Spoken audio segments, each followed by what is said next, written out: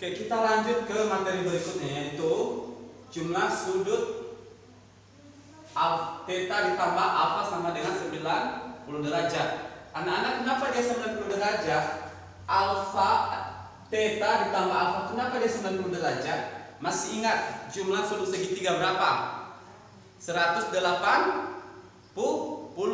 Berarti ini udah ada 90 derajat. Di sini sudutnya udah ada 90. Berarti sisanya berapa di sini? Pasti sisa 2 ini adalah 90 kalau dijumlahkan. Tapi kita nggak tahu berapa ukuran satu-satunya.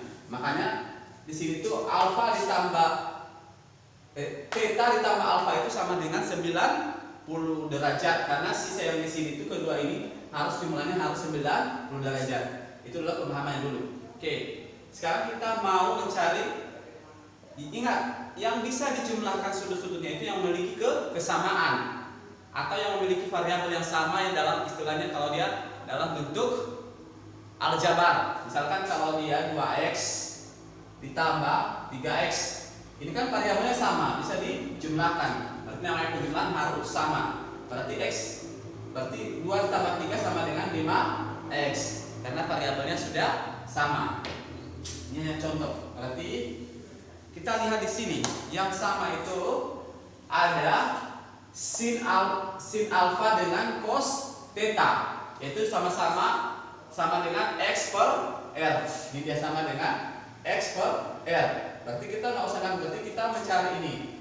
Ini kita harus mencari nilainya. Nah, ini kalau kita jabarkan, berarti sin x itu sin alfa, alfanya kita bisa gantikan. Ini pindah ruas saja, ini pindah ruas. Ini berarti 90 dikurang theta, ini 90, berarti alfanya kita gantikan. Ini kan nilai alfa, berarti nilai alfanya berapa? Berarti nilai alfanya adalah 90 derajat dikurang theta. Sama dengan apa? Sama dengan cos theta. Ini kan udah sama theta, berarti nanti ini bisa dijumlahkan karena udah sama ininya. Kita makanya itu mencari. Yang kedua, cos alfa dengan sin theta, berarti cos alfa dengan sin theta, kebalikan aja. Itu kebalikan, berarti kita mau cari ya cos alfanya, berarti cos, kita ganti alfanya, nilai alfa ini ya dengan yang sudah diketahui di atas, berarti 90 derajat dikurang theta sama dengan sin theta. Oke, lanjut. Tan alfa itu yang sama dengannya berarti x per y. Berarti kita cari yang nilainya si alfa, berarti tan alfa kita ganti alfanya dengan 90 derajat dikurang theta sama dengan cos theta. Begitu seterusnya. Oke, persamaan lain dari trigonometri atau identitas lain, yaitu cos kuadrat theta ditambah sin kuadrat theta sama dengan 1. Ini sebenarnya nggak jauh berbeda dari rumus awalnya yang sudah kita bahas. Oke, kita akan coba membahasnya. Ini kan cos kuadrat theta sama dengan ditambah sin kuadrat theta sama dengan 1. Ya, ini kita bisa buatnya dalam bentuk seperti ini. Ini adalah cos kuadrat. Masih ingat persamaan lingkaran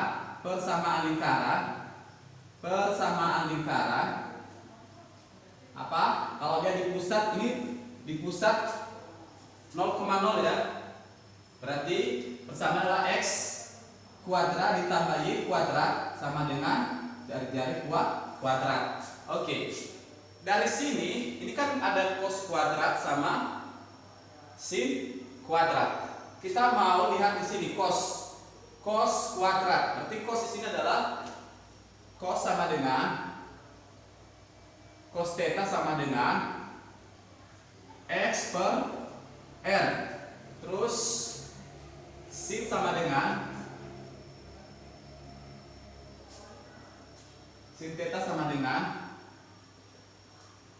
y per r. Perhatikan di sini. Ini kalau kita balik, kalau dia sama dengan x berarti r cos theta sama dengan x, tinggal dikali silang. Ini jadi R sin theta sama dengan Y. Sekarang kita sudah menemukan ini kan, pasangan ini. Sekarang kita pakai yang persamaan lingkaran ini. Berarti kita bisa ubah ini dong. Kita ubah Y ini, kita ubah X ini dengan yang sudah kita berarti ya, jadinya R cos theta pangkat 2, karena di sini pangkat 2, ditambah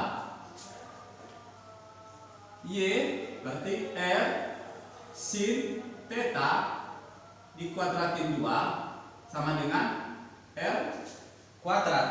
Ini kalau kita bisa keluarin, berarti kita bisa sama-sama keluarin. Berarti di sini R kuadrat cos kuadrat theta ditambah. Ini berlaku untuk semua. Berarti kita keluar N-nya semua. Berarti sin theta, sin kuadrat theta, sin kuadrat theta sama dengan R kuadrat.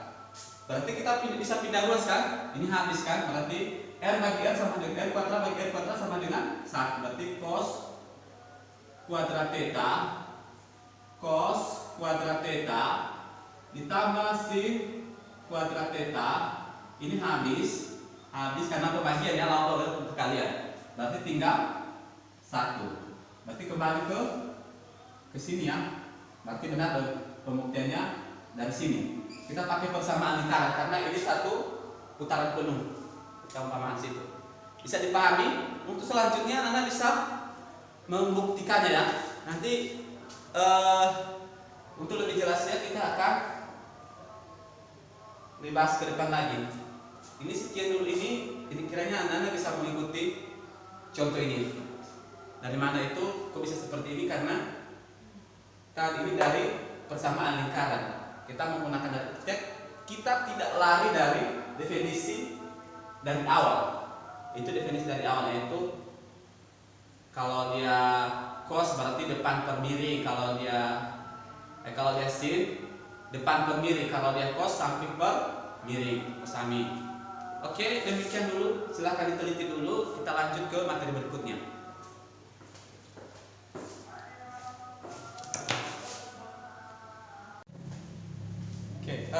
Sekarang kita masuk ke contoh soal ya.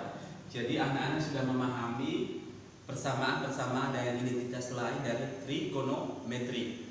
Contoh soal kita disuruh membuktikan bahwa 1 per akar pangkat 2 dari tan kuadrat sama dikali sin A sama dengan cos A.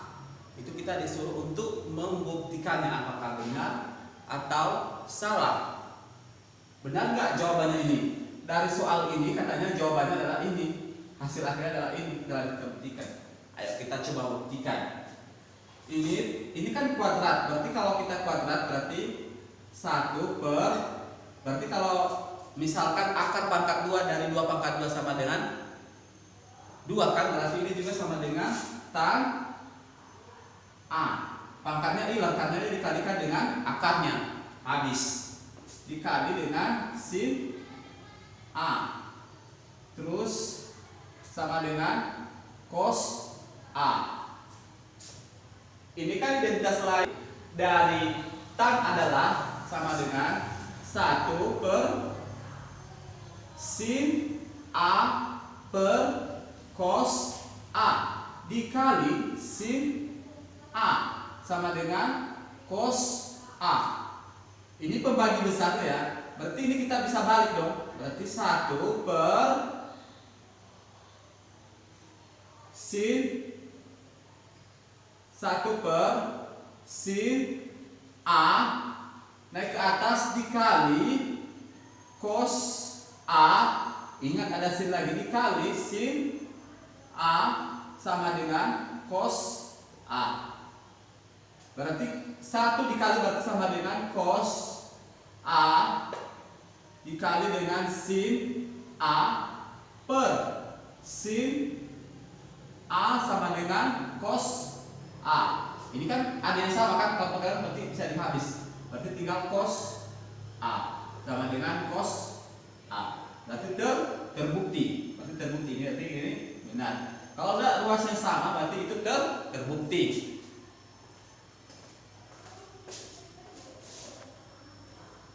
Kita lanjut ke contoh soal berikutnya, tapi contoh soal ini Bapak langsung ambil dari bukunya yang latihan, yaitu halaman 11 yang nomor 23. Oke, kita coba buktikan ini biar sama dengan ini. Oke, anak-anak perlu mengetahui dulu identitas lain dari sekant kuadrat. Berarti kita sekant kuadrat itu sama dengan sepel cos, tapi karena dia kuadrat berarti sepel cos kuadrat A. Ingat. Terus cos itu adalah identitas lainnya adalah cos per sin. Di cos A per sin A. Ini ya, yang ini. Oke, Bapak pakai warna yang lain deh. Terus baru masuk yang di bawah. Yang di bawah berarti dia kosekan kuadrat. Berarti kalau kosekan itu identitas lainnya sama dengan sepel sin. Karena dia kuadrat berarti sepel sin kuadrat A. Ini dia yang ini ya. Yang ini identitas lain dari ini. Oke, sama dengan tan A. Setelah kita lanjutkan, ini ada yang bisa kita coret. Ini kalau dicoret, ini kan kuadrat, ini satu, ini kan sama. Kita coret, ini tinggal satu. Berarti jadinya sepel cos dikali, kan tinggal satu kan, berarti satu per sin A per 1 per sin kuadrat A. Ini kan ada dua di sini. Ini berarti kalau kita 1 per cos A sin A sama dengan sama dengan tan A. Ini kita bisa bikin ini 1 per cos A 1 per cos A sin A. 1 kali 1 ya, cos A kali sin A, cos A kali sin A. Ini kan dibalik ke atas jadinya. Ini penyebut jadi pembilang, berarti jadinya sin kuadrat A per 1. Berarti ada yang sama kan, ini ada dua di atas, kita coret saat ini. Satu kita coret tinggal sin A sama dengan tan A. Oke, sekarang tinggal adalah 1 per cos A dikali sin A per 1 sama dengan tan.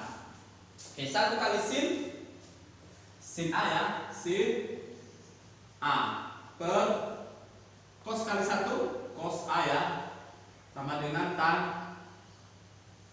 A. Jalan sini. Udah. Sin A per cos A berarti identitas lain dari tan. Tan itu sama dengan berarti sin A sama dengan cos A. Berarti ini kita bisa ubah jadinya berarti tan A sama dengan tan A. Terbukti